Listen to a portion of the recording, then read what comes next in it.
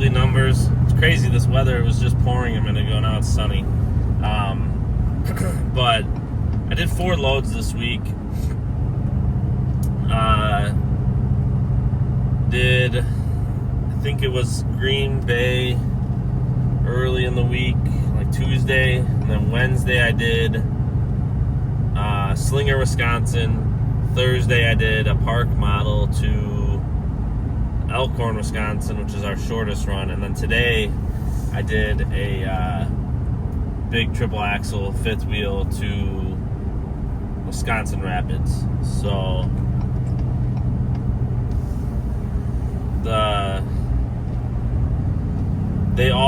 everything but the Slinger, Wisconsin paid extra because of the size of them. So the first one that I took to Green Bay was a fifth wheel that had a GVWR of over 10,000, so it pays a little extra.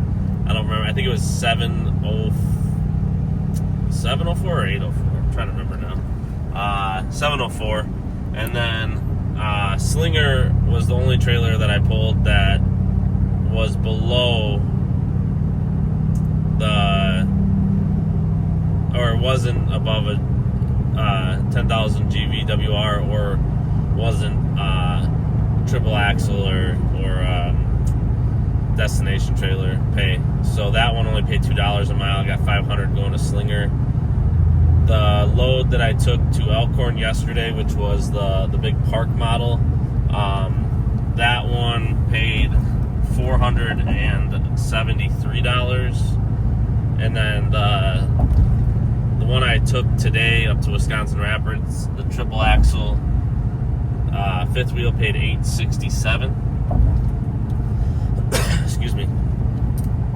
And so my total between the 4 was $2,544, which I don't think that's my highest grossing week, but it's definitely up there. And for it to be only 4 loads, which 2 of them were relatively shorter loads, I think that was okay. You know, and my miles are basically that same, like 2,500 miles on my truck this week doing those loads. As far as the hours go, total between, like, from the time I left my house to the time I get back, including breaks, everything for this week would have been, I'm trying to add it up, I should have added that up, about 43 hours, 43, 44. So definitely over full time. Pulling the big one, actually might have been a little less than that. I forgot yesterday's was a shorter one. Probably in that like 42, 44 hour range total, give or take an hour. Pulling the bigger trailers definitely slows me down a bit.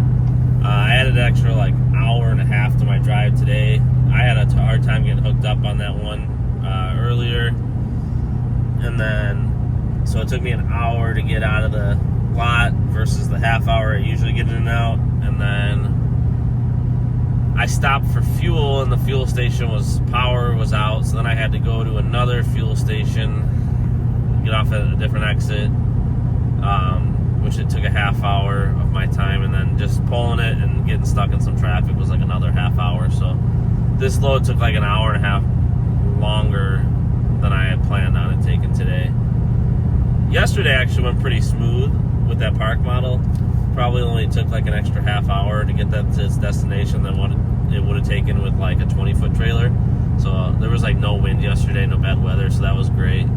As far as my costs go, I had 190 in tolls this week, $635 in fuel. It seems really high, and I was trying to figure out why it was so high, but I'm gonna have to look at that a little closer because I don't feel like it should have been that high. I feel like it should have been closer to that $500 range, but I was trying to remember if I used my business card to fill up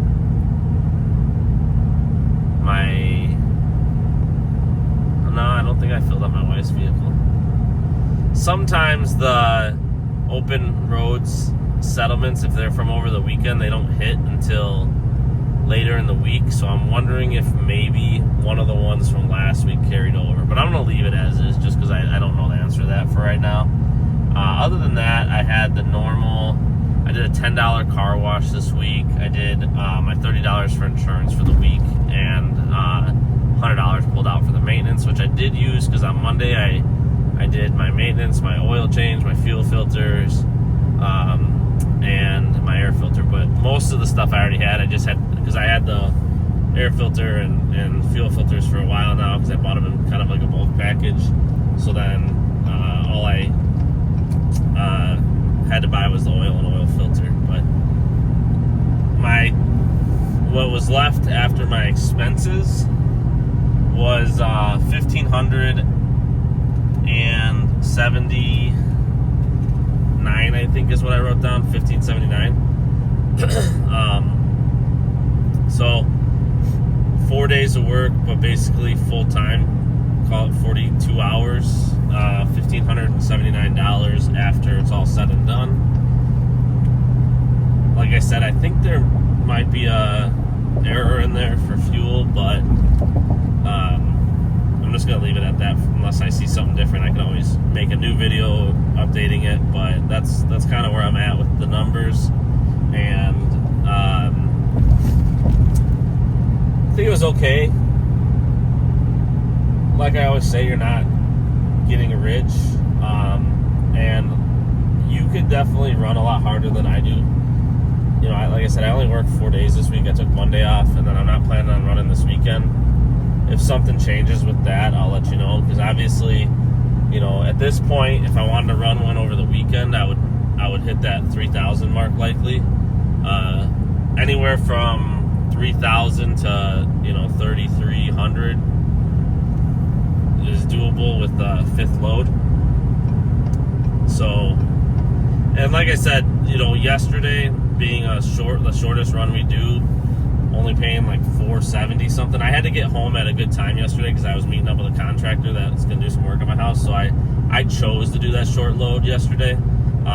If I didn't have those commitments, I could have ran a load that paid easily 100 or 200 more and still had I was home at 3 o'clock yesterday. So it's like, if I wanted to, I could run a load that paid a few hundred more there.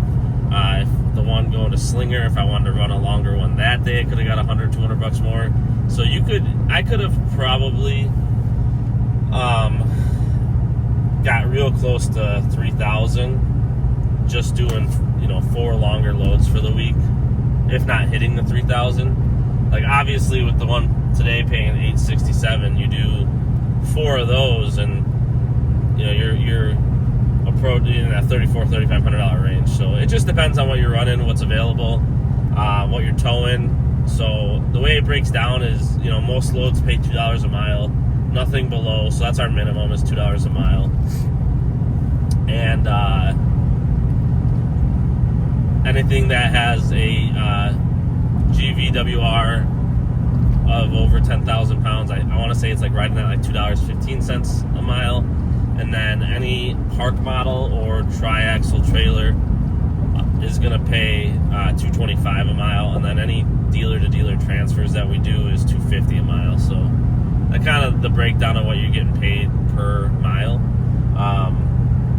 So you can kind of get an idea of that. But like I said, it's decent pay. You get freedom. You make your own schedule.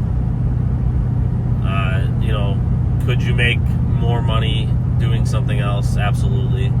So you just kind of have to, if you're thinking about getting into RV transport, you just have to kind of weigh those benefits, see if it's worth it, for you, and how hard do you want to hustle. Wow, there's 4 camper caravan there. I wonder if they're all together. It looks, they're just weekend campers.